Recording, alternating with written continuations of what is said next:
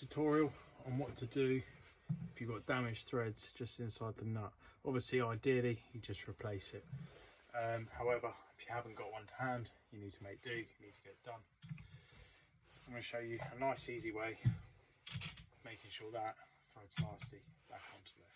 So first of all, what you're going to want to do, have a little wire brush, just clean up the threads that you do have, make sure it's nice and clean. You can use a little bit of lubricant if you want to, but don't really need to for this part.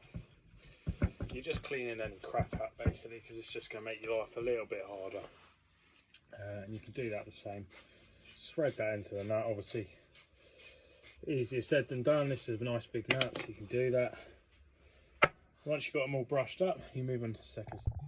So far with this, I've threaded it on by hand up to a certain point, and you can see with these nuts, I'm just going to bring you over. Obviously I've started this off by hand, it's absolutely fine, but you can see it gets to this point and it does get stuck just on this edge. So these little divot points on the drive shaft, when you've tightened that up fully, you'll knock these in, and obviously that's what's happened here. It's to lock it in place, so obviously you tighten it up fully and then you'll smack this with a hammer and it will sort of lock into those little notches there. Obviously over time it's been knocked in so much so that then it gets to this point and it does get stuck. So what I'm going to do is get a chisel in there and just knock that back. So what we're going to do is place that in to a section where we think it's about right.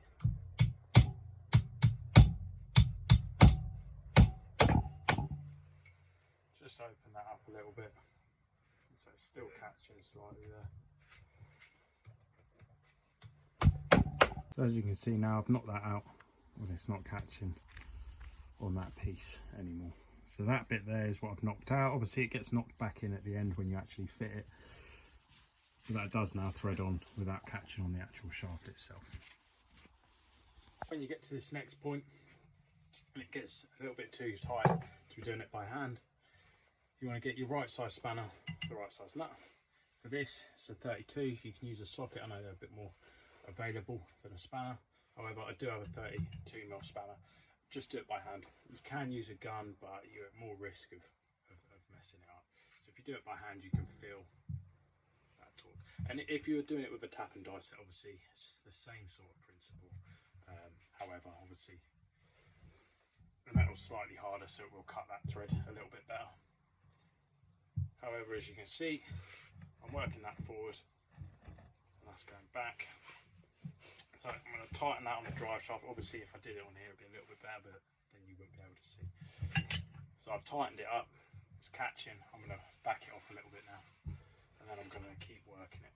Now obviously if you've got cutting oils or anything like that that you can use to lubricate that a little bit, that's perfect. But what I've got is WD-40 somewhere that hasn't been used by somebody else. I've got my WD-40 and all I'm going to do is spray that into the threads, and that's just going to allow it to move that little bit easier once that soaks in. So I'm going to tighten it up a little bit more. I'm going to back it off. I'm going to go again. I'm going to back it off, and what you're looking at doing is going a half turn forward, so all the way around to there, and then back it off a quarter. Then you're going to go another half, and then you're going to back it off a quarter, and then you're going to go another half, and then you're going to back it off a quarter. And you're basically going to keep doing that until you bottom out and you hit the bottom of the thread. Then you're going to bring it all the way back up. You're going to assess your work, clean it up, and then go again. Basically until this nut goes down nice and evenly. So like anything, the more you do something, the better the result's going to be. If I keep going at this, it is going to be able to, you know, just thread on the whole way by hand. We are getting a little bit of resistance at that top, and that is purely because of the wear on this inside edge. You know, it's been battered about so many times that you are starting to get that issue there.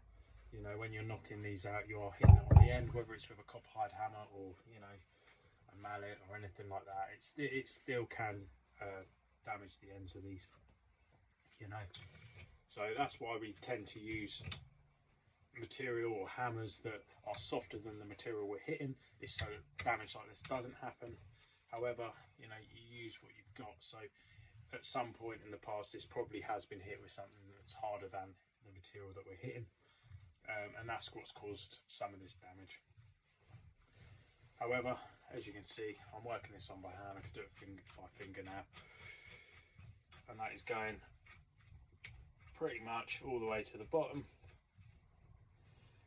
And the more we do this, you know, we can keep working it backwards and forwards, and it's basically cleaned up that thread. So where before we had this issue where things were catching and the thread on this nut was an issue, that isn't a problem anymore, because we've used what we have to clean those threads up. We haven't had to buy any equipment. Yeah, I've used a spanner, but you could use, again, a 32mm socket, which you get in the majority of socket sets these days. I'm not too sure what size that is at Imperial, but if you get something relatively close, you'll probably be able to do it. And then, like most people have in their house, an adjustable spanner.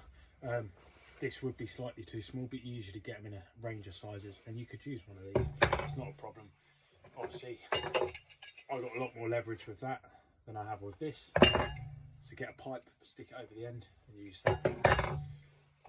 But I'm going to give you a little bit of a close-up now of the thread on the drive shaft and the thread inside this nut, and you're going to see the difference between what we started with and what we're finishing with. So as you can see, threads on the drive shaft are now nice and clean. They weren't too bad anyway, but they were a little bit corroded. And if I move that into frame, you can see the nut threads in there now, which are also nice and clean. There's no corrosion in there.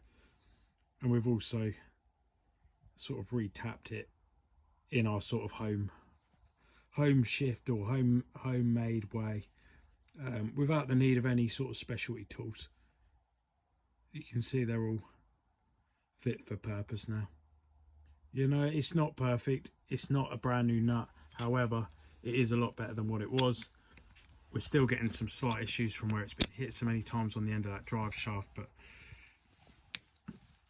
if I thread that on now, you can see, you know, that just goes all the way down by hand, and it's absolutely fine.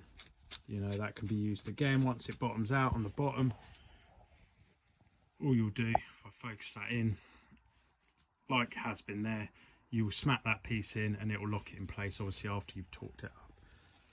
But that is how you re-tap a nut at home with very limited tools. You know, if you haven't got one of these, you can use an adjustable and a pipe, and it's going to be absolutely fine.